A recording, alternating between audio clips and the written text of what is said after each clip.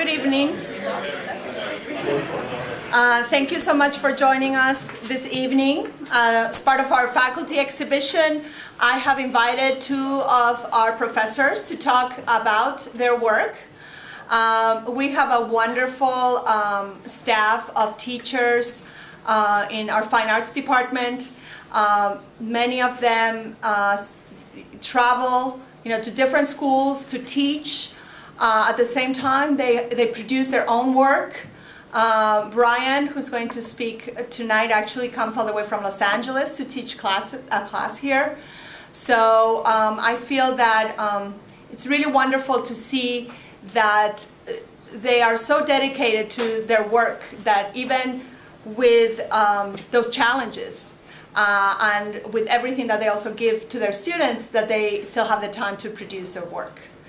In my case, I only produce the work when I go to the ceramics class with my kids, so those are those little ceramic pieces that you saw. And maybe I didn't mention, my name is Alessandra Moctezuma. I'm the gallery director, and I'm also the professor in charge of the museum studies classes. So every exhibit that you see in the gallery is actually put together by a team of our students, and they learn in the process how to hang an exhibition, how to light it, how to promote it, all of those things. And many of my students are now working in art institutions, and they curate shows outside of the college. So that's a fun thing that we do.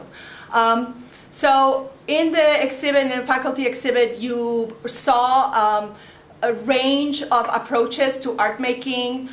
There are many different materials that these artists have mastered. And the thought process, having a piece going from a concept to an actual work of art can take many months. And also many of our artists work with different ideas, and we do a show every 3 years, so this is just a capsule of, many of the works that our faculty have done. And so tonight I invited Lisa Hutton and Brian Dick, and they're gonna give us more insights into their works, both the ones that we have in the gallery, but also other things that they have produced. And so without any further ado, let me just introduce first Lisa Hutton.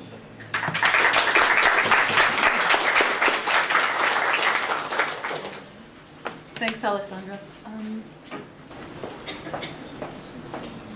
Alessandra was just mentioning the processes that we all go through to develop work, and I've chosen 2 quotes from Solowitz's Sentences on Conceptual Art.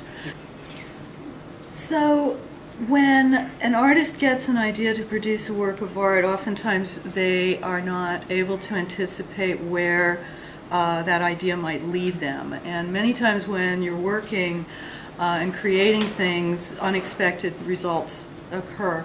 And that's why I'm starting with these 2 quotes. Tonight I'm going to show 2 series of drawings and 2 videos. And I'm primarily interested in this group of work in the contemporary landscape. I'm also interested in the way social and cultural effects of technology and the screen as locus for self-presentation, and also interested in the way consumer-driven economies create unexpected consequences in interior space, land use, and climate change. So, the heroic landscape, as we've known it, is based in work like this one by Albert Bierstadt, and I was interested in comparing the space of the idealized space of the office worker with the outdoor and real climate events. How many people work indoors? Do you usually work on a computer? And do you have a landscape on your computer? I think a lot of us have landscapes on our phones and our computers, and they serve as a kind of connection to the natural world, although a synthetic one.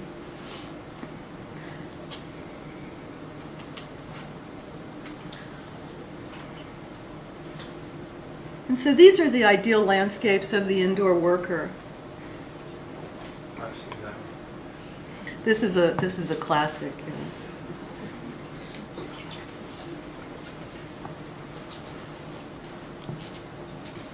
So the drawings, I was working with some drawings and the idea of severe weather in combination with these scenic wallpapers. And I was thinking that severe climate events have become very common, and mass media permits the audience to witness these events on an almost daily basis. But such observations are really abstract and impersonal. We hear about it, but we don't really experience it firsthand. And at the same time, the computer wallpapers provide a kind of impersonal fantasy landscape for the indoor worker. So what I'm doing in this drawing series that I'm about to show you is combining the two forms with the intent to draw attention to the disconnect between our comfortable existence and a warming climate. So these are 18 by 24 graphite on paper drawings. This one's called A Prairie Wind. This one's called A Flood and a Fire.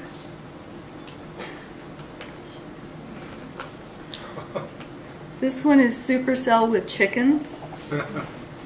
If you're looking for severe weather online, you want to check out AustraliaSevereWeather.com. It's got the best collection. Everything in Australia is trying to kill you. This is Desert Storm with Sunbather. And this one's called Container. It's sort of addressing the way containers sometimes fall off of ships and their contents spill out. So there's some sneakers and a flip-flop in the surf.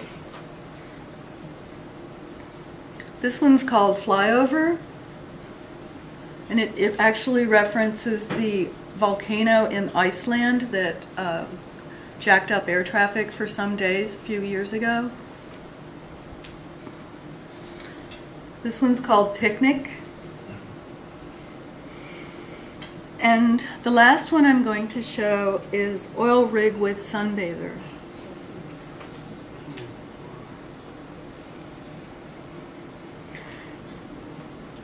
So the heroic landscape extends in a lot of directions. It certainly can involve interior space or exterior space.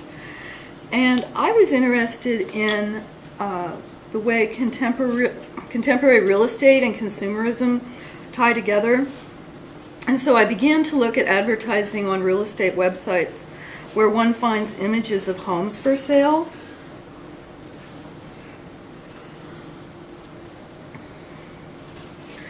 And these kinds of images allow anyone with an internet connection to take a virtual tour of the home. What was interesting for me was the way private space becomes public and how the images provoke different kinds of feelings. For example, when looking at a staged $1 million home, one might experience a sense of inadequacy about their own property, or in other cases, a sense of feeling of violating the privacy of the owners in the case where the home is messy and reveals something personal about the owner. In the latter case, this shows up in cosmetic products in the bathroom, messy beds, decorating choices, the occasional pet, etc. And what I did with these images, I collected these and curated them, and I created a series of music videos using public domain music by a gentleman by the name of Frank Nora. And again, I've got a series of these, but I'm just going to show one of these as a video.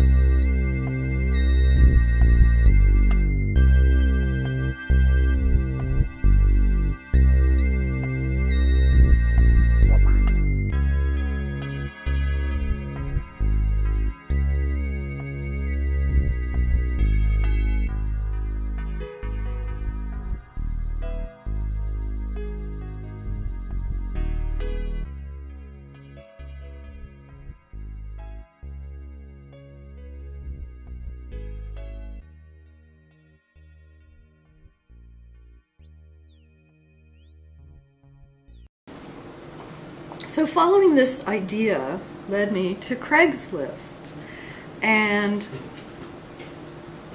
I wanted to see what was presented there, and what I found were an unspeakable number of sofas for sale. I noticed, of course, that the sofas proved equally personal through the variation in condition, location, and decorating taste. And so this is another music video, if you will, with music by Frank Nora.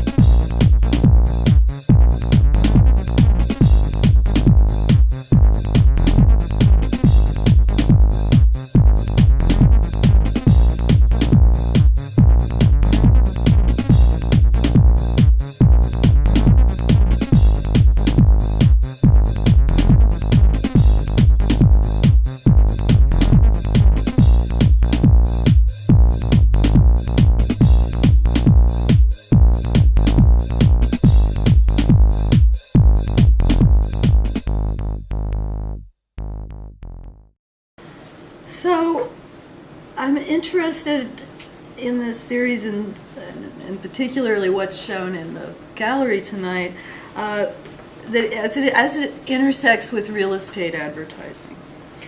And I was looking at real estate advertising, and I noticed certain types of words were used over and over. And these kinds of words are often a kind of code where the words used imply something else. Charming really means small. Rustic really means termite-ridden. Pride of ownership usually implies odd decorating and remodeling. So this landscape of real estate is often at odds with the natural world and wildlife. And this collection of images shows some of those places where we find rattlesnakes in the wrong place, deer eating from bird feeders, and coyote decoys intended to frighten deer away. And there were two particular things I wanted to mention. One is this one. Okay, anyway, these ducks take up residence in a luxury hotel. Family of ducks evicted by workers building a 42 million pound bypass have upgraded to a new home by checking into a luxury hotel swimming pool. How many people have seen ducks in a swimming pool or fountain? Of course, they don't know it's a fountain. This one is my favorite. With owner in doghouse, bobcats move in. Okay, here we have the Tuscany Hills in Orange County. And the bobcats decided it was time to pounce on this foreclosed property. They were there lounging, and there was a koi pond in the back which allowed them a source of water. And they were raising some young ones, and it was thought that they would move on as soon as the young ones were old enough to move. So these are the kind of stories that vectored into the drawings that I'm displaying in the gallery today.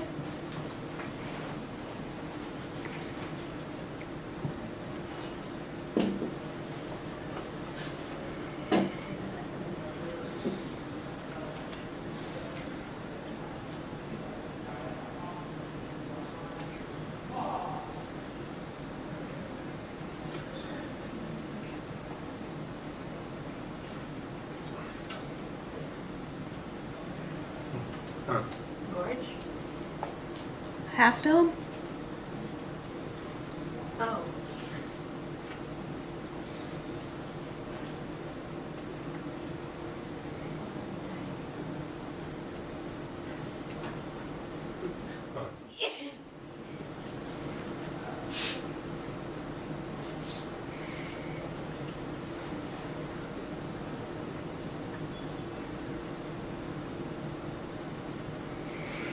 I had the opportunity to show these drawings in the Bread and Salt building, and I was thinking that, and pondering, should they be perhaps marketed in the same way that real estate is marketed?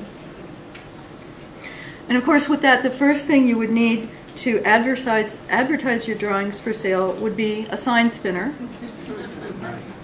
and a sign. And just in conclusion, the flyers and promotional materials for this particular group of work were based on the idea of a real estate advertisement. In conclusion, what we have is a real estate open house with drawings for sale for a limited time only and to strictly limited audiences. Limited supply of drawings available. Irrational exuberance may occur. So the flyer says things like new on the market, amazing series of 20 majestic graphite on paper builds. You can see the beginning of the rest of your life as you view these drawings. Rarely has such an opportunity been available. In the last year, only 4 of these drawings have been put on the market. Gorgeous inside and out. Gourmet kitchen, pool, spa, spacious everything, sparkling formal dining room, sweeping canyon views. First one that comes takes them, this won't last. Style, contemporary with touches of Western academic drawing, sizes 11 by 14 and 12 by 16. Artist signature upon purchase. Year built, 2013 and 14. Enjoyment area of 154 to 192 square inches. And that's the conclusion of my talk. I hope you enjoyed it.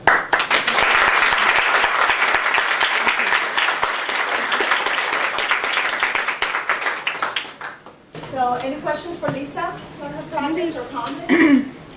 Did you, when you were, I was asked a question about the Bierstadt. Yeah. He's really famous for making reproductions. Okay. And were you thinking about that as part of it too? Because that's an early kind of, I don't know, refresher page on your wall. You know, your home page before computers were these, you know, duplicatable Bierstadts. I didn't know if you were thinking about I that. did not know that specifically about his work. Yeah, that yeah. it was Like, often he's the guy reproduced. I was just looking for a sort of framing device that would be familiar to the audience. That's how he got chosen. Could have been, you know, John Constable or some other. No, but Bierstadt's the guy. Yeah. Yeah. Lisa, I have a question, and I'm sorry I have to step out for a moment, but in terms of your choice of the media, which is drawing, which is very different than, you know, photographs can be very polished, and now with digital, I was wondering if you had any comments on that, on the choice of media and the fact that it's very delicate drawing. And maybe you mentioned, I'm sorry. No, I didn't. I really like drawing, and because I've been teaching drawing here for the past few years, it was good for me to, you know, engage in that as part of my practice. But my work also, as you might have noticed, tends to be influenced by digital media, screen spaces, and that technology in general, and how technology is influencing our lives, and in particular how, you know, consumerism of technology creates a disconnect between the natural world and the world on the screen, the synthetic.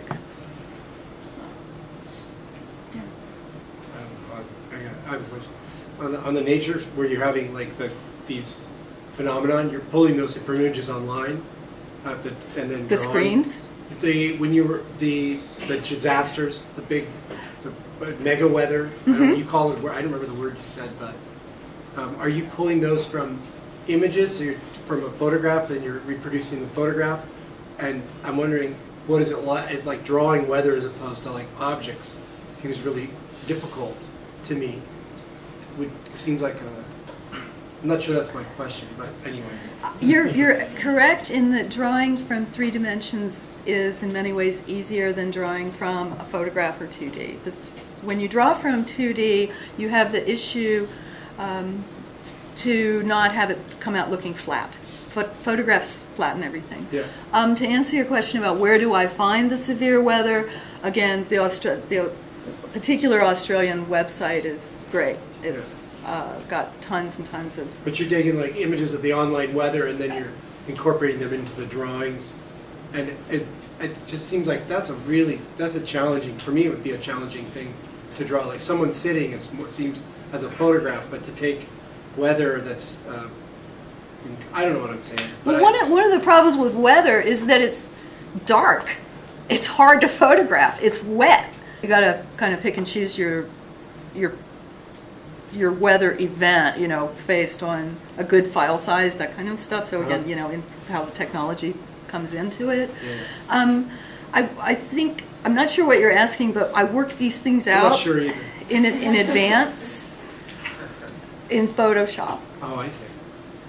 And then they become drawings. And I don't grid them or anything. I just start drawing. You know, it's not that big. They print it out 8.5 by 11, and they go up to 18 by 24. So yeah. Okay, cool. I like it. Thank you. Yeah. I noticed a really kind of light touch to your graphite works. Uh-huh. And I was wondering if that was part of the intent in drawing you closer to look at them and see the detail, or just kind of giving them almost a pastel feel in the sense of their lightness as opposed to density and contrast. I think that that's a really good observation, and they are, I think, intended to be looked at at close range. I think that oftentimes when I'm looking at a graphite drawing, I want to get really, really close because that's part of the sensual nature of the paper and the graphite. The big drawings take about 10 hours or so, depending. The typography is worked out on the computer. I found that I can use a product called Microsoft Publisher, and that allows you to print banners so that when it comes off the laser printer tiled, the typography none of the typography is lost by that margin at the edge, and you tape those together and take them on a light box and trace off onto the final paper. Yeah, but they can be quite big. Do you ever use the term deconstruction in your approach to compiling images that end up making a new statement? I think of it more as curation, where you're choosing deliberately to use particular words and or images.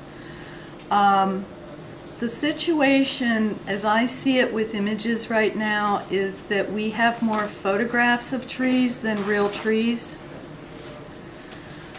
So, and of course the internet makes access to so much material possible. So I don't know if it's deconstruction so much as making conscious choices, and by that that pushes me towards a word like curation. Certainly the videos are about collecting. Primarily the drawing class that I'm teaching is based in black and white. I also really like black and white. I find that I'm a bit of a fussy colorist, and I often am not content with the results that I might get because it's, I'm just not content necessarily with the results. So black and white is something I just like to work in. The Houses series, all of the music is by the same artist. It's all public domain, and his name is Frank Nora. The Houses series were all done using ambient style music. One of the pieces that I did not show is Nothing But Bedrooms. And that particular piece of music is, it just becomes completely creepy. Creepy. And that's the one you didn't show? That's one that I didn't show. Well, I didn't want to freak you guys out. You can see it on the website. It's not, it's not like it's not available. So I guess the other thing, someone had told me that these video tours of houses that exist actually have ambient music to them, and I did not know that. I was more interested in looking at still photography. And with the houses being finished as a series, then I was looking at the sofas, and I just felt that the sofas would, be much better served with a more up-tempo bit of music. Okay, thank you very much.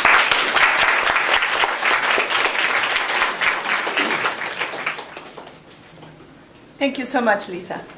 So now we're gonna have Brian Dick talk to us a little bit about his one of his projects, the mascot project, and I just wanna let you know that today he created a mascot for the Mesa College Art Gallery, and one of my students, Dana, I think we have to give her an applause because she was manning the mascot. And Brian is going to talk to us about his project and the tour that he's doing, actually an international tour. And he also has some t-shirts and other things that you guys can check out and purchase if you're interested in supporting his project. And then one thing to remind people that there is flex credit for faculty who are here, and I did print out the sheet. I don't know if you want to sign it, or if anybody else wants to add it, the information is here for that. Okay, well, Brian, it's your turn. This is, we dubbed this MAG, it's the Mesa Art Gallery mascot. Oh, the gloves. Where are the gloves? I don't think they came. Oh, they didn't come with it? Oh, too bad. Oh. Those are the eyes I found in the gallery. So that's Maddie. Oh.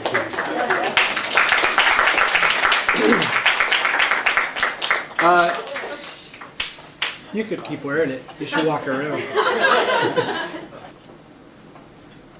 I'm gonna try to be mindful of the time and be. There's a couple of things that are going on. I'll just tell you really quickly. My wife is 80% effaced. If you have kids, or if you have had a child, you know what I'm talking about. So I could get a call any minute saying I have to come back to LA. So, but I'm really happy to be here. She was going to be here as well because this is her project, along with mine, and two other people, Graham Husted and Jimena Gamio, are also a part of the project. It's become a collective, which is an interesting conversation on its own about what it means to work with other people. The project was started in 2008. Actually, it really started in 2006. I was writing a creative capital grant, and it said, "What's your project?" And I went, "Nationwide Museum Mascot Project." That's what I'll propose. So that's literally how it happened. I don't like using that word literally, but in this case, it's true. And so then over time, it was like, what did that mean? And I didn't really know what it meant, but it seemed like a funny idea and worth pursuing. So in 2008, it was the first museum mascot. We did a mascot for the San Diego Museum of Art for a show called Inside the Wave. And that was the first real mascot. In 2012, we did a tour of, being we're called the Nationwide, we decided to do a tour of museums across the United States. So we sent out 100 letters or so to 100 museums, and we treated ourselves, or the context of the letter is we provide mascots to museums, and it's free. It's a free service. We didn't foreground the fact that we're artists. We foregrounded this project, or this thing, this entity, the Nationwide Museum Mascot Project. And so it's a tongue-in-cheek thing, and it was also, with that was this question of what is it, how do you present yourself? What does it mean to create this entity? And there's a prank inside of all that, and there was a tongue-in-cheek quality to the letter. And that was like the timbre, is it the timbre? Is that the word I'm looking for? The grammar of the letter, the way it was composed, that was followed by an email, was always like, we were always concerned about, or not concerned, but we thought about, how do you write about that's, because you're playing a bit of a prank, but you're also trying to be sincere because you really are genuinely going to mascot them in some capacity. So the question is, well, for me was, what's our relationship to the institution, the people that go to that institution, to the general citizens, people who know about art, people who don't know about art. The focus is mostly on contemporary art, but I've had some conversations with people who are in the project with me who disagree about that. They don't think it matters. I do. I think it matters. I think it should be contemporary artists. And so in 2012, we had this tour that we went across the United States, and we mascotted like 15 museums, including MCA and the San Diego Museum of Art and Orange County Museum of Art and LACMA and some other museums, and then in the Midwest, and then on the East Coast, MoMA and a museum in Philadelphia, or a space in Philadelphia that's an art center. And we work improvisationally. The mascots are built either on the spot or during the trip with thrift store items, locally found materials. We did a residency. Some of it's okay. So sometimes it's quasi-official, and sometimes it's official, and sometimes it's just guerrilla. So it's confusing to us because we don't really know our relationship. We did a project with a hammer in 2012, and it was a secret project. So they invited us and talked to us, but they didn't tell anybody. So it was like, you have permission to show up. You're in the museum, and they were giving us some rules and stuff. But one of the things they said was, anybody over 18, under 18 here? They said, don't fuck with the hammer experience. That's a quote from the curator. So then I was like, oh, okay. So what does that mean? And it means that museums have a certain kind of presence in the world, a physical presence. And that presence is defined by here's the letter that we sent. We would draw all over it. We sent the letter, we started drawing all over it. So, I mean, I don't know. The whole project's improvisational. So we never quite know what we're going to do or what's going to happen. Which makes, another thing that makes museums nervous. When they say yes, they're nervous. When they say no, they're nervous. They know we're coming. Because they don't really know what we're doing. And we don't know either. So it gets kind of funny and strange. But what I was saying, museums, this was some of the letters we sent for the project. I'm going to explain what we're doing this summer. So we have this very strange relationship with the museum because museums, they're a context, and you guys are all, mostly your artists in here are students. Museums, their job, as they see it, is they usually have a collection. It turns out to be a museum, you have to have a collection of something. It could be yo-yos, it could be Rembrandts, it could be any number of things, but you have to have a collection. And they have like charters of what they're supposed to do. Sometimes the charter is take care of the collection, and they expand that and they say, well, they'll show other artists. Like SDMA was showing contemporary art for a little while, then they gave up. It's too complicated. It's too weird. Like if you have a contemporary artist that's doing stuff, this is what I understood. This is really interesting. So as I said, they have a certain look and a certain thing that they're doing, and they're the context to show work. But another problem is when artists come in and they do strange stuff, like if they're using sticks or leaves or something that's alive, you think, oh, well, that's okay. But if they have a collection like SDMA has, the San Diego Museum of Art, which will include Van Goghs and maybe Rembrandts and stuff, artists, they bring stuff in. And actually a curator who's Sarah Bancroft, who was curator at Orange County Museum of Art, told me a story about thinking, she thought when she started that was kind of ridiculous that they would be so concerned about bringing stuff in the museum.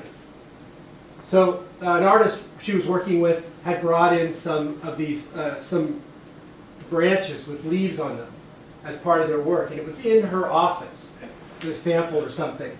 Well, she came, it was on a Friday, they were there on Friday, she came back on Monday, and her office was completely covered in spider webs. The whole office. So there had been like little eggs or spiders in the leaves that no one knew. So there's legitimate concern when weird stuff comes in, they just don't know. You know, people could, the Mona Lisa's covered with plexiglass for a lot of reasons. If you go to the Louvre, including recently some Russian immigrant threw a coffee mug that she bought in the Louvre coffee mug that she bought in the shop because it sounds crazy, but she didn't want to get deported. She was about to get deported. So in order to stop from being deported, she threw a coffee mug at the plexiglass covered Mona Lisa vase. She figured it wouldn't matter. It caused a little scratch in the glass. We saw it and said, where's that from? And the guard told us, it's from this woman. So she didn't get deported. She got arrested, but she didn't get deported. Anyway, museums are complicated places.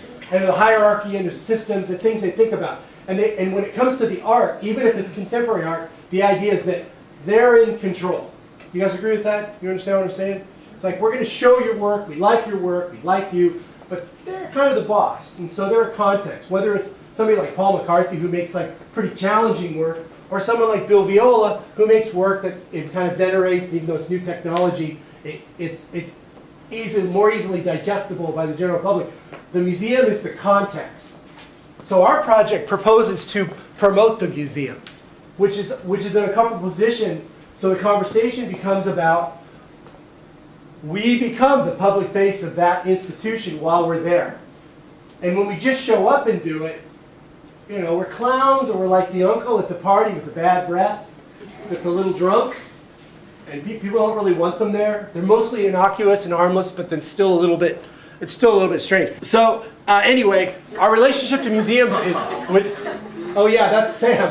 That's my son Sam. That's Kristen and I. Now here's the other thing, the work's very permeable.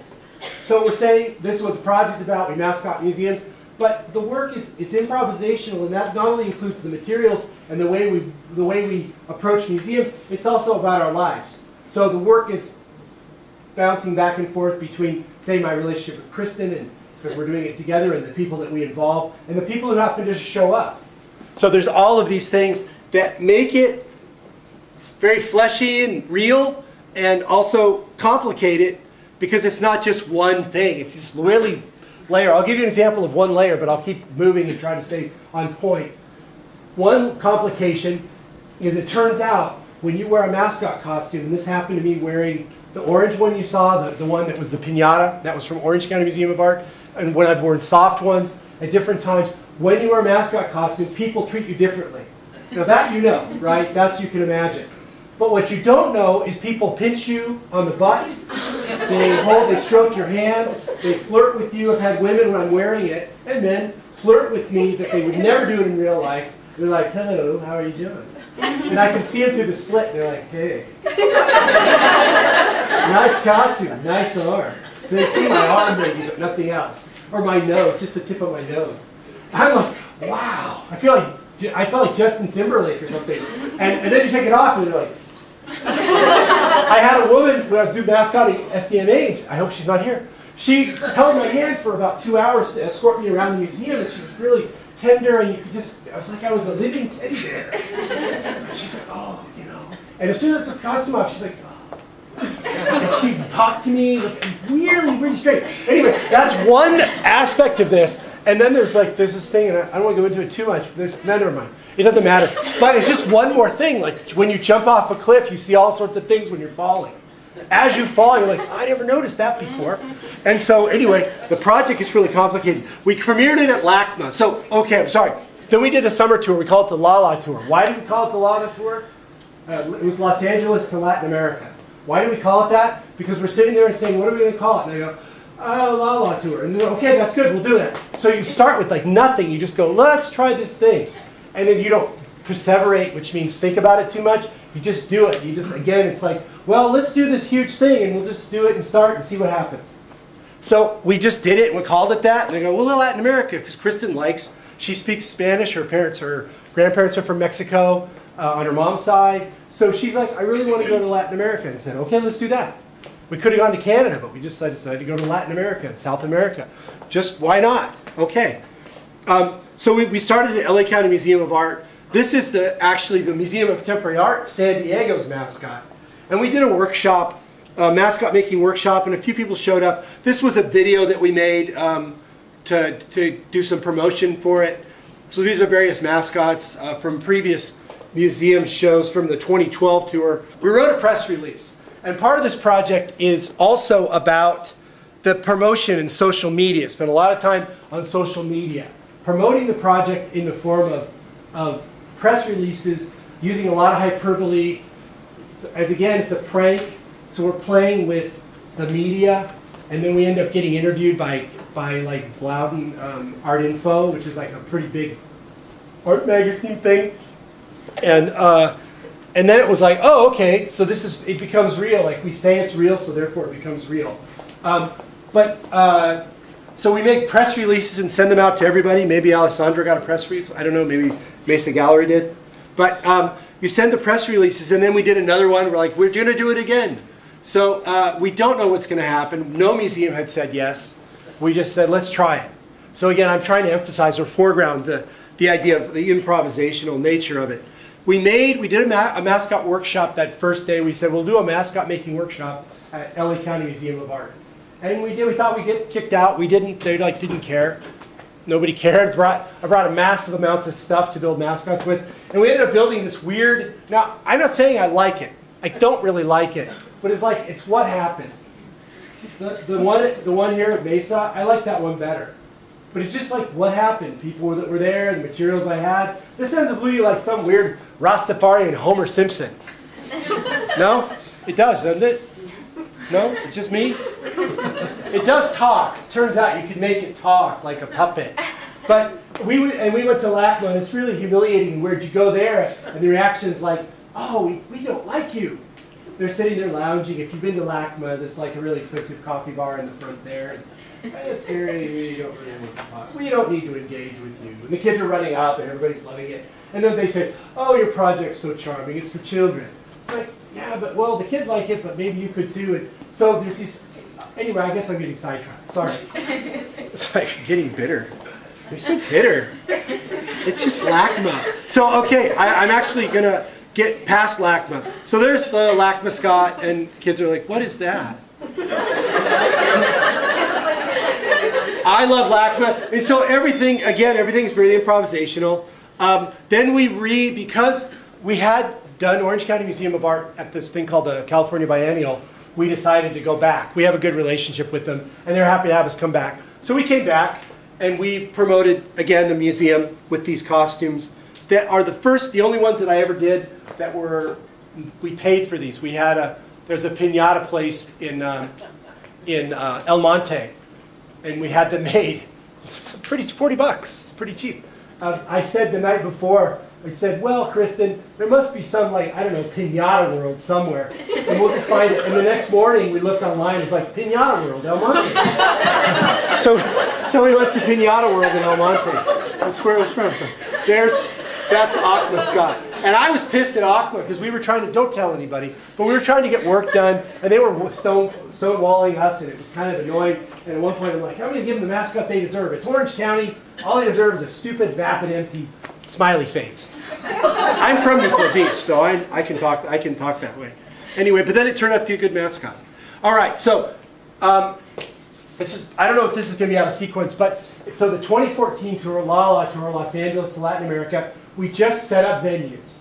And I happened to be online one day on Facebook, and I'm friends with this artist, Jeffrey Bounce. He's a pretty well-known LA artist. He's a bit of a prankster, and he makes art, like paintings and stuff. But in 1978, he had this idea to go to a Vaughn's, or it was a Ralph's actually, and buy a chicken carcass, so frozen chicken carcass. Anybody ever had chicken in here? Safe, that was a safe question. So anyway, he bought the chicken, and then instead of going home and eating it, he went to the Los Angeles Pet Cemetery and Crematorium, and paid to have this chicken that he named Blinky buried. So that's Blinky's headstone there. Blinky the friendly hen. Jeffrey Bounce is the owner. So I Facebooked him because Jeffrey over the years, so it was 1978, Jeffrey over these last 30 odd years has made hundreds and hundreds and hundreds of pieces based on this chicken.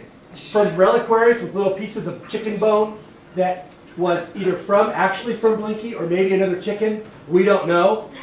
Just like when you go to churches in Europe, the reliquary, it's like supposed to be from the finger bone of St. Paul or something. They're like, yeah, we're pretty sure it's St. Paul. No, it's definitely St. Paul. But you're like, maybe it is, maybe it isn't. Or True Cross. If they put all the pieces of the True Cross and all the reliquaries in the world, you'd have like, I don't know what, Noah's Ark. You'd have this huge thing. So anyway, so he's playing with this, but he made tons of paintings and drawings and sculptures all based on it. I thought, that's the definition of a museum, a collection, right? I talked about that earlier. So I asked him if it would be okay, and he said sure. So we mascotted Blinky's gravestone. And then consequently, or not consequently, but at some point during the mascotting process, Jeffrey came and met the new director, who was awesome. People who work in the funeral industry are by and large amazing people.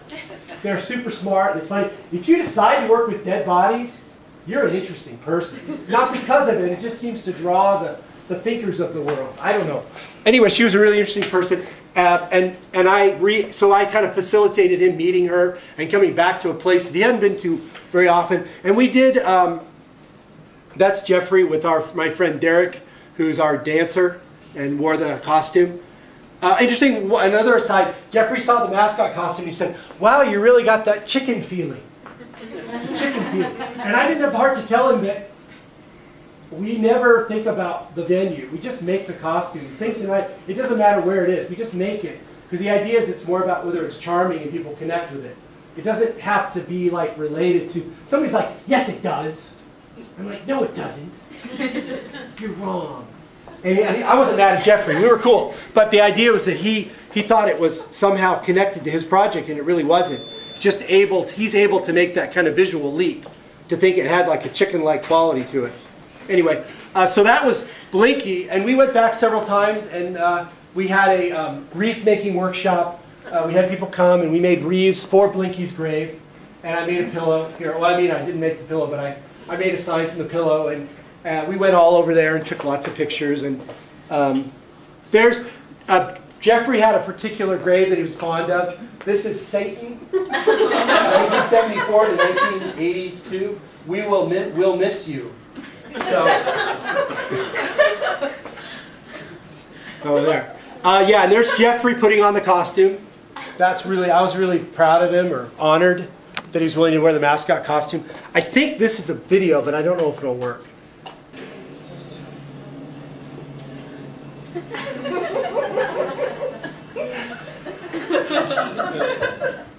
Okay. All right, so I think it doesn't move that slow. I'm not really supposed to move that slow, but it doesn't matter. It's kind of funny. That was not, I didn't put it on slow-mo. That's just the computer. I think it's more like this, but it actually is funny, so it's fine. All right, so this is Graham Husted, and he made his wreath for our wreath making workshop that he wore. Isn't he lovely? Looks lovely. We were doing workshops. This is the little things. This is the little caskets you can buy. Another aside, we were doing workshops. We would propose a workshop. What kind of workshop? Sign making, we do duct tape. You may have seen the signs. They're all made really quickly and improvisationally. But I gotta move because I don't have that much time. But so we do these workshops. There's Sam disappearing. Isn't that amazing? It's like, just looks like a ghost, like she's chasing a ghost. That's my wife. That's Kristen. So, okay. So there's Blinky's grave. I know I need to move. Then we did the Fowler, which was, we were invited. So one of the letters, they came back and they said, yes, we'd love you to come. And so we mascotted the Fowler. And the only thing they asked was that they'd like permission to look at the mascot because they didn't want the mascot to make fun of the work or fun of the museum. It's a non-Western museum. They show non-Western art, or at least let's say not non-Western, but indigenous art. They have artists, a lot of artists from Central and South America, Asia, and some of it, and a lot of it's contemporary, but they're not coming from the kind of American, European viewpoint. So they wanted to make sure we made a mascot that wasn't trying to make fun of that. And it's actually one of the mascots. It ends up being goofy and funny, but it was one of the mascots that I made. Oh, that's in the gallery if you saw it, right? Yeah, it was one of the mascots where I was like, I didn't want it to be funny. It ended up being kind of funny, but I felt like it should be a little more serious. So anyway, and that brings me to the idea of like movement, mascot movement. How a mascot moves is affected by the way it's built and whether people can move their arms. For example, with this one, couldn't really move your arms, but they had this, as you saw in the gallery, a train that was 10 feet long. So it really affected how the mascot moved. And there it is in the gallery. So that's all for the Fowler. There was a lot more, but we're trying to keep moving. This is at Museum of Latin American Art. Museum of Latin American Art. And this one kept falling apart, and so I just he's holding it up. And we walked through the neighborhood. He had really interesting experiences because people are right by we walked around the neighborhood next to the museum, but people aren't really familiar with the museum. They don't know it's there. So there was this genuine promotion that was going on and getting to know people in the neighborhood and having a conversation about the museum. So even if it continues to be a bit of a prank, because they hadn't invited us back. We'd been there before, but they were not happy that we were back. We were actually really uncomfortable. I was like, hey, hi everybody, and they're like, we're back. And they're like, guards like, oh, you got to go outside. So they didn't want us, but that's fair. That's fine. Virtual mascotting, we did a little of that. We weren't able to go everywhere, so we mascotted virtually. So Kristen was doing we were doing promotion on Facebook and Twitter. We're promoting the museum and just saying, keeping it really simple. It's got to be stupid and simple because the project's a little bit complex. So you keep you got to keep what you're doing very simple. It's a lesson that we learned. If you're doing a lot of museums, you have to keep it really, really simple. Keep the message simple. So there's a mascot for one of the museums. This is Museum of Contemporary Art. I think it's São Paulo, but I'm not sure. There it is again. And it's virtual. So, I mean, we were toying with the idea of trying to make it look like we'd actually gone there. And maybe some people think we did, because I did go other places, and I'll get to that. All right, so there's the other one, MacBook. So then I traveled down to South America. I went to Lima, Peru. And as I said, this is improvisational. The museum they had not responded. So I just showed up. I was making a mascot in the hostel with some stuff that I found, and I just showed up. And on the way there, I met this lovely couple, Danielle and Carol, who are from Lima. And I saw them, and I've told this to some people today, but they were looking at a graffiti on the wall of a little boy, a little painting of a boy, jumping off a crack that was in the wall. You know, the artist was playing with what was already there. And anyway, he was going to put a googly eye on it, and I thought, oh, these are my kind of people. So I walked up and I said, I had this, I got this head under my arm, and I said, hey, would you guys like to help me mascot a museum? And thank God Carol spoke enough English to go, that's great, yeah, okay. So within about 3.5, 4 minutes, she was wearing the costume, we were walking towards the museum. So that kind of almost miraculous stuff. And then when we got there, initially they said, no, go away. They did. They were like, no, you can't do it. They weren't mad about it, but they were like, no, I don't think so. And then I said, well, okay, that's all right. We'll just stay in front. So keep in mind, I've just flown like a couple of thousand miles down to Lima. They're like, hey, how's it going? We're going to mascot you guys. I was like, it's really stupid. But I was rewarded almost magically because we went out. I was going to go outside, and then somebody made a phone call, and then somebody got the curator, and they're like, no, it's okay. Wait a minute. Yeah, you can go everywhere. Come into the museum and go everywhere you want on the campus of the museum and inside and all the galleries, and all the guards supported, and they were wearing all the buttons and stickers. This all happened within about 30 minutes of just showing up with this stupid costume. Not stupid, but you know what I mean. And we went inside. There we are. Magnifico. We made this sign right there on the spot. There's the couple. I'm Facebook friends with them now. So the project's really just about making friends. There's making the sign that was just after they told us it was okay. I was startled. Because I was expecting to get kicked out. I've been like, I'm going. That happened to me a lot. And then they were saying, they were saying the opposite. And I didn't know if this was like the Latin temperament. Or just like, it's easier to say yes than to say no. If we say no, we got to deal with this guy. If we say yes, he'll do his thing and go away. So I don't know if that's what happened. But they even made a sign. One of the employees made this sign. NWMP and El Mac. So, and we made buttons and stickers, and we handed those out, which is our regular thing. So there's just the mascot.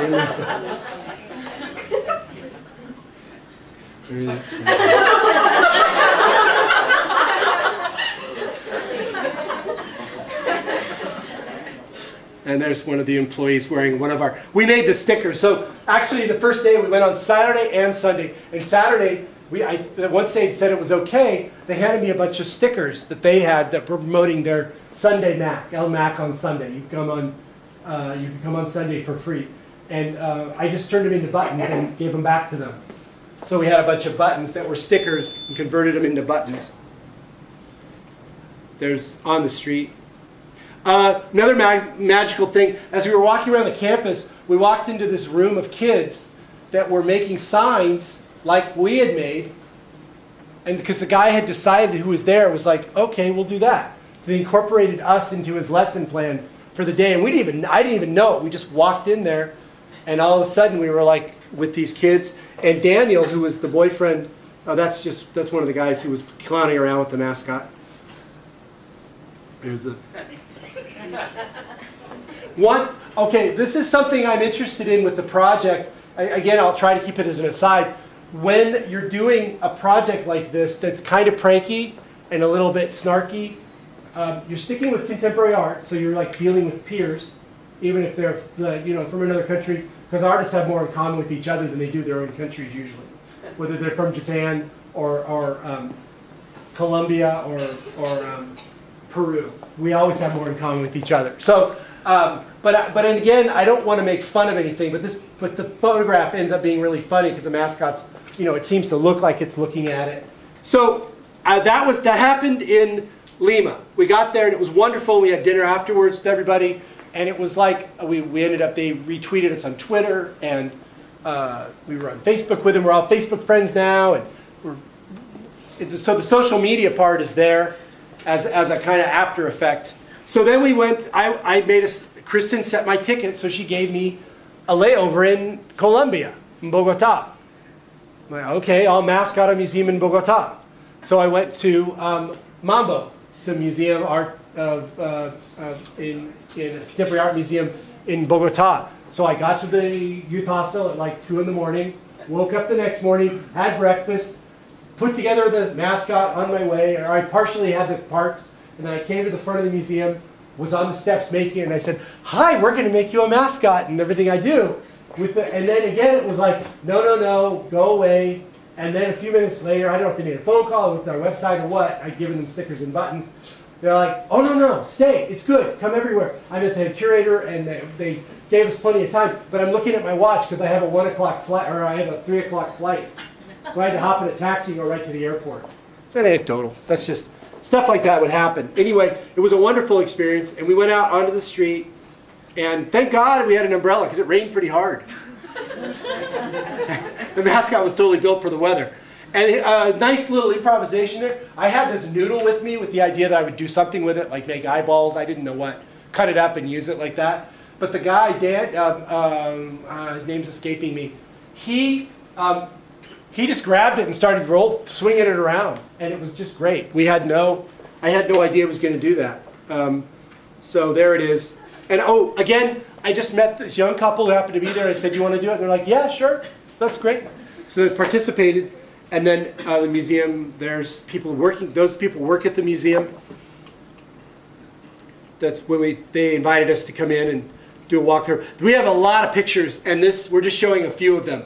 But I have pictures with the curator, the head curator, and I mean, I don't know what that's about. Like when I say that, it's like I was embraced, but I don't want to be embraced because the whole project's a little bit about rejection.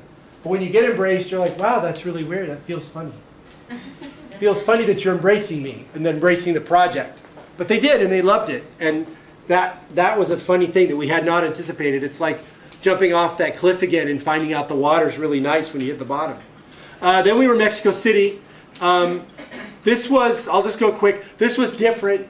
We have two museums next to each other. They're both owned by billionaires, but they're not connected. It took us a while to figure this out. Sumaya, this is the Sumaya building, which is famous for being a great building, but has crappy old art inside. This is the consensus in the art world. And so what we did was we made one mascot. So on this side was Sumaya. We had a sign. And then on this side was Jumex, which is the other museum, and they're literally... What country was that? This is Mexico City, Mexico. They are about, from where I'm standing to the back of the room. If I, with Salaba football, I would hit the steps of the other museum. But they're not connected. So one guy is Jumex, he's the heir to Jumex, which is a juice drink, and he's a billionaire. And then the other guy is Carlos Slim, who's also a billionaire because he does media, like cell phones and stuff like that, telecom. And he's a billionaire. They may very well be the richest man in the world. So all the guards there were wearing Kevlar and police, and they told us we couldn't do it because we were taking pictures of the building. So anyway, we had a long conversation. I'm talking really fast, aren't I? Do you understand me? You're good. Okay. So we had this. We went the day before, and we said, we're going to mascot your museum to Jumex. We went to Jumex, and I was saying, Jumex or Jumex? Jumex. So I was saying it right. So we met this woman who was assistant to the curator, the head curator, and she was like, "Oh, yes, I want you to do it. It's a cool idea." But then she was freaking out because she thought she would get fired because she was just saying yes because the curator was gone. And then they had this conversation that we found out later because we had a long conversation with her the next day over coffee before we started about this project. And it was the one time that we had a really, something like the conversation I'm having with you, I had with her. Some version of that, about what the meaning is and what it means. And she talked about the museum culture being really uncomfortable with the project because we're taking over their identity, potentially. And they had a fragile identity because they're relatively new. And they're trying to change and create the identity that they want people to see. And so by the mascot, in fact, one of the designers who works at the designer who works at the museum was like, "Don't let them do it. We don't want people thinking that that's our stuff." And then she said, when she found out we were going to do a double-sided mascot, because they were just right next to each other, she said, "Can you separate them? We don't want to be connected to that museum." I don't know, you guys didn't laugh, but I thought it was hilarious. It's such a weird thing. It's like, we're going to do a double-sided clown. Could you do a separate clown? Because we don't want to be we want our clown to be different than their clown. But anyway, so that's what happened. And we ended up doing the double-sided mascot. You can see a little bit there. Did I show you the other one? Yeah. Yeah, so that was Sumaya and Jumex. And this guy is a really good example of what the charm of the project. Sometimes he was a really sweet guy. He looks kind of tough. And I actually found out from a friend of mine that the Latin men, maybe Mexico, I don't know if it's isolated in Mexico or not, but this, you don't hear it necessarily in the voice or see it in the face, and since I don't speak Spanish, but apparently, well anyway, so sometimes I'm thinking they don't like this, they hate this project, because I've talked to the guys, some different guys, and you get the impression they don't like it. But it turns out they really like it, I just didn't know that they liked it, they couldn't see that they liked it. Anyway, he was very charmed by that. We handed him buttons and stickers, we went up and we're handing out buttons and stickers. We didn't go inside this museum, we never got to do that. But anyway, well, there's he's holding out his phone. There are more pictures. Anyway, he was a really sweet guy, and it was a Cy Twombly exhibit, which was cool. Though that's not really contemporary art, that's modern art. So make that, students, know the distinction. Don't say modern art for new stuff. That's not modern art. It's contemporary art. Modern art is old stuff. Like around 1955, 60. You would just correct me. Am I wrong? No, I'm right. I know I'm right. I shouldn't even have asked. I'm right. All right. So the last, then we did El Arco. This was a conceptual art museum in Mexico City. Again, like we went in, and this time the guy's like, "Yeah, that's great. Do your thing." Okay. No pressure. No like. There was no tension. It was just like, sure. So I built a mascot, and we did it, and we met. This was Steph. We'd met her the day before at the Humex when we were doing that museum, and she loved the project. We became Facebook friends, and she was there helping us the next day with with El Arco, and we went there, and that was great because they're right. El Arco is the conceptual art museum in the middle of it. It's in a neighborhood, and as soon as you go away from there. There are people that have nothing to do with it, that would never go into a museum. And they're really wonderful people, and they responded to the mascot. So we're promoting the museum, literally, in this case, one of the few times where we really were doing the job of bringing more people in to this museum, which is free. It's a free museum. And this guy, and this is anecdotal, this is like things that happened in the middle of the project. When we first walked over to this park, there's a monument dedicated to motherhood. But these guys were hanging out. I don't know if you can tell, but he's kind of an alcoholic, junkie guy, street guy. But when he saw the mascot, he just was so charmed and genuinely touched and laughed. He was disarmed by the mascot. And I wanted to go talk to them because I'm this guy. I don't care. But the women, not women, but the people I was with said, no, those are bad men. And maybe they are. I don't know. But he ended up coming over, and I guess I feel like he really glommed onto the mask. Do you see that? Yeah. Maybe it's the only time he got touched the whole day, I don't know.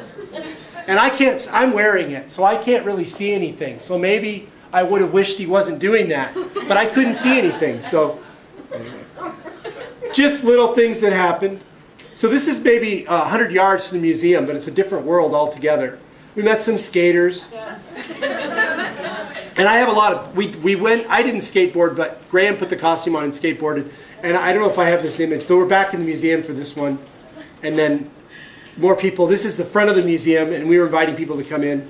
And there's some more images of the mascot. Oh, this hat was, Steph had the hat, and she just put it on, and it made it perfect. It was a funny little charming thing to do. Close up. I'm going quick now because we're running out of time. There's just some images. They helped us. They did the lettering. There I just happened to meet this couple, or this mother and daughter, in front of the monument. We gave them some stickers. They were very lovely. The mother didn't want to be in it first, but they were like, "Come on, it's the mother's monument. You should be in it." So she said yes. And then this was the last venue, Casa Vecina. My brain, I'm getting tired. And they were very receptive, and we met them, and they were cool. That's I made that in about a minute and a half. How dare you? I put the duct tape on, I sprayed it with gold paint that I'd gotten. I smuggled that it was in my backpack by accident on the plane, and I had a long knife. I had one of those, the same knives on 9/11, what are those called? The box cutters? By accident. I'm like, and it went through security, and I got it. I'm like, holy crap. I had spray paint and box cutters in my backpack that went through the machine on the airplane. I only found out when I was getting something out of my bag, and the airplane was flying. I'm like, I'm going to grab a book, and I'm like, oh, my box cutters. These 6-inch box cutters. I'm like, I was like, okay, I'll be all right. But anyway, never mind. Anyway, that was Casa Vecina, and it was falling apart, and so was our project at that point. We retired, and we gave them stickers and promoted them for a while. And then I was telling one of the people, it doesn't matter, but it's funny, he had kind of a meltdown, the guy I was working with. So for me, that's all collapsing in. Again, I'm telling you that story that my partner had this kind of a meltdown and got freaked out by this homeless guy, because that's interesting to me.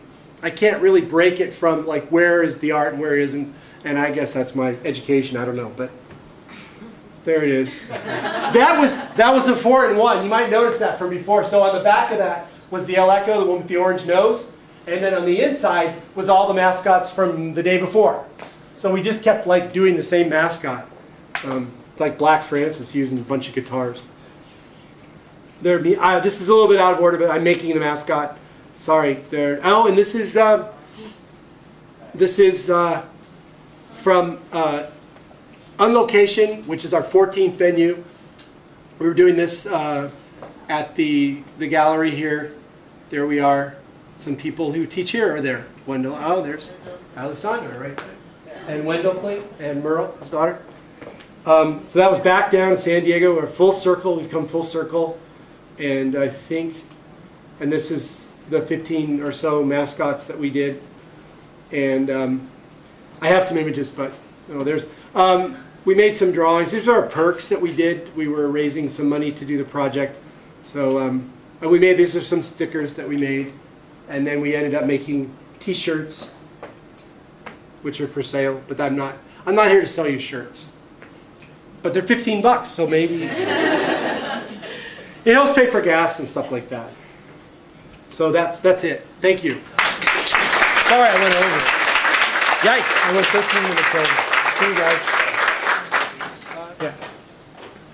Yeah. Any questions? So, some of the mascots you said, like some of the materials you recycle, do you ever get a specific like museum or like some place like, oh, I want to keep it, or do they ever want to keep it? No. So far, no. No. I Nobody. think we keep the Mesa one. Yeah. Sorry, I went low. Yeah. How were you funded? Huh? How was We project? we did a Kickstarter campaign. That's how we were funded. Yeah.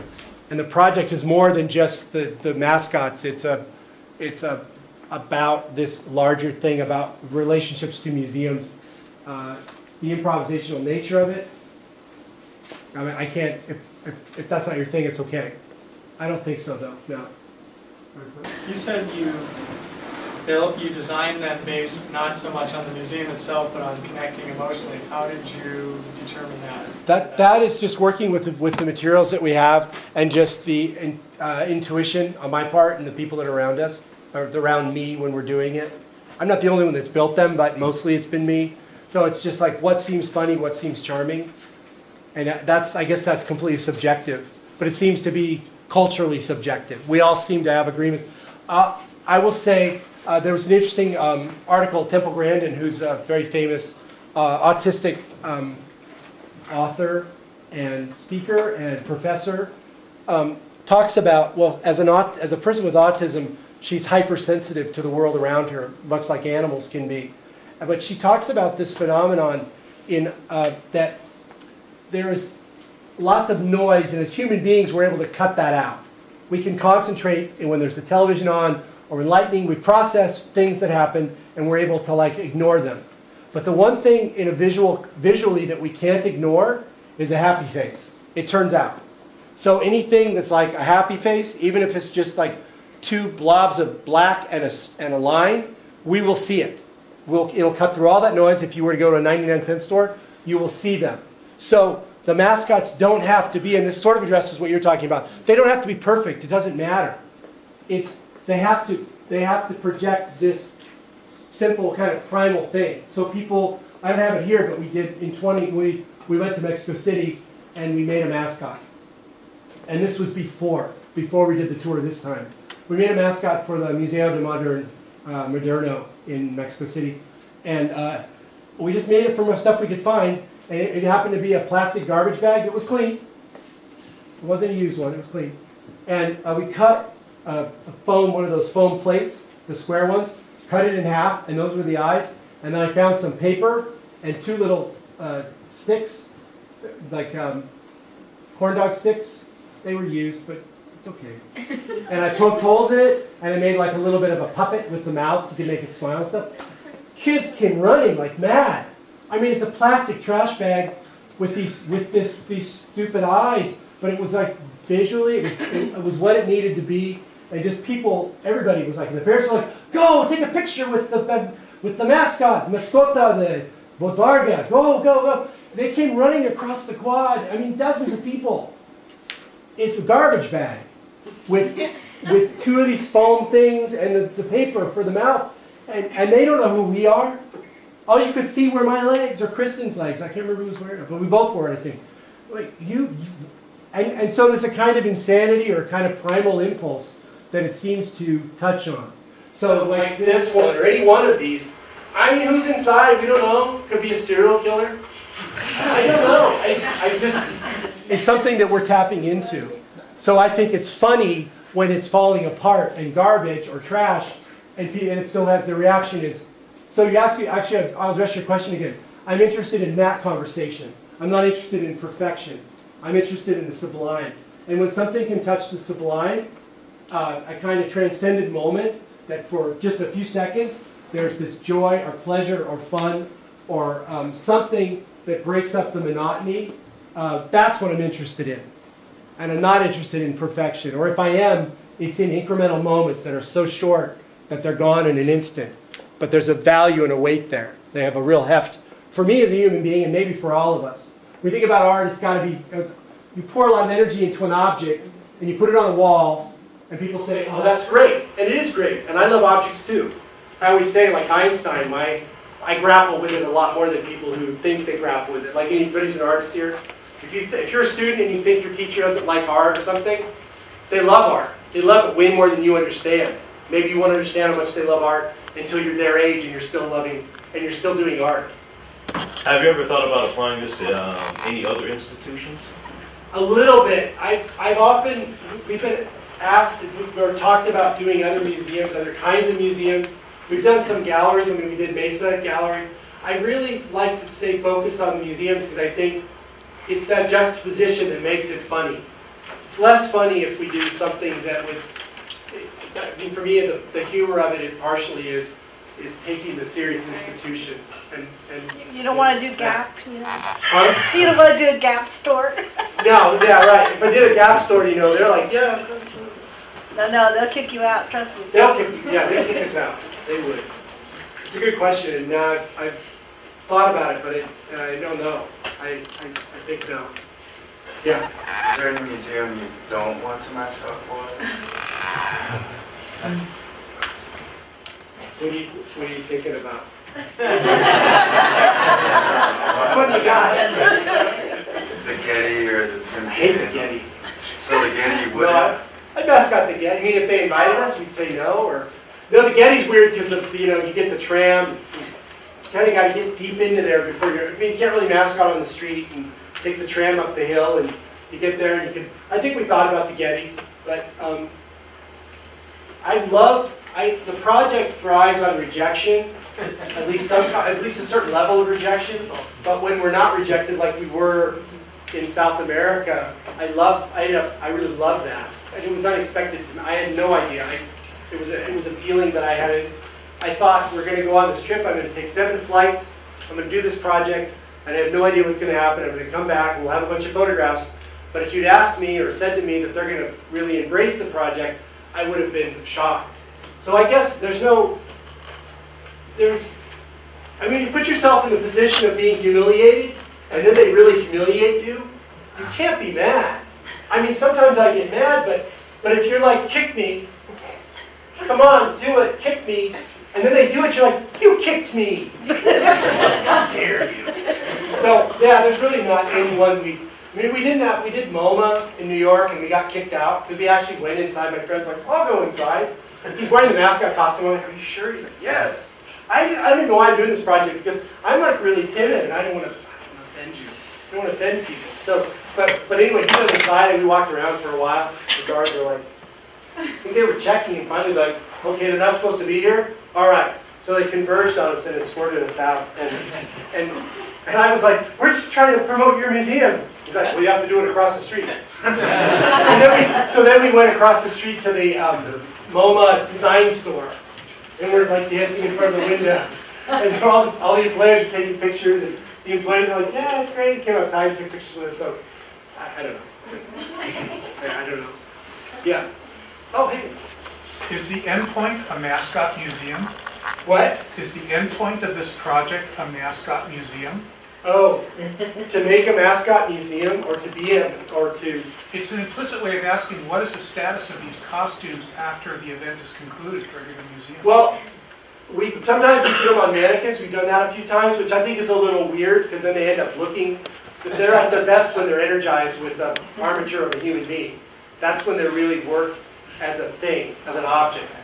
And when they're not invested with living tissue inside of them, they're just these things. They're just like a plop thing sitting there. So,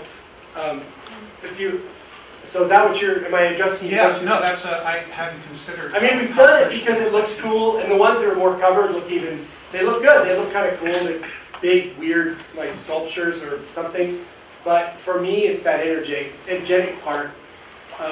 I wouldn't reject it if somebody wanted to give us an exhibition at some point in a museum.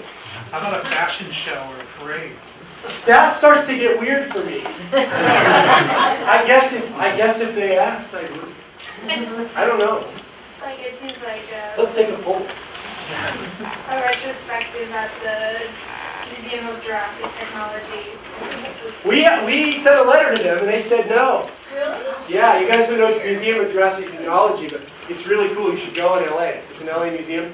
It's super cool. It's a museum that's kind of about museums. It's a little bit like our project. It's a bit of a critique. It's funny. It's weird. It's great.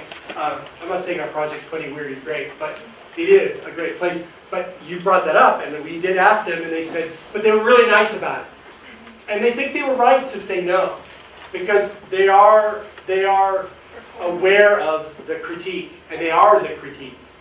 So, I mean, we could have done it. Maybe we should have anyway. I don't know. Other people? Yeah. That's an example of you getting rejected. What do you do when that happens? Well, sometimes, like, we got rejected by LACMA early on, and again, we did LACMA as part of the tour this time, but we had gone to LACMA with another mascot, and early, when that happened, we were exchanging emails with somebody who was in the promotion department, because we sent this email saying, we want to promote your museum with the mascot. And she apparently didn't get it, because she sent back and said, no thank you, sounds like a wonderful thing, but we don't need it. And so then I was with Kristen, and I'm like, oh, she said wonderful, so let's respond in a positive way and say, so we sent an email back saying, thank you for your enthusiastic response. We're super excited to be mascotting your museum. She sent another letter back saying, no. We don't want you. So, and then she said, sincerely, good luck, or have a, thank you. And then says, thanks for wishing us good luck. We're so excited to be so and finally somebody else was emailing us, and we had SF MoMA that was getting upset with us. Please don't email me again. We're always friendly and polite, but super enthusiastic. Super enthusiastic. Really enthusiastic. People are back. It's a one-page paper that I have to write about this. Not a research paper. I don't like talking. I just have to go home with my pregnant wife. No, it's not like that. She's actually really pleasant.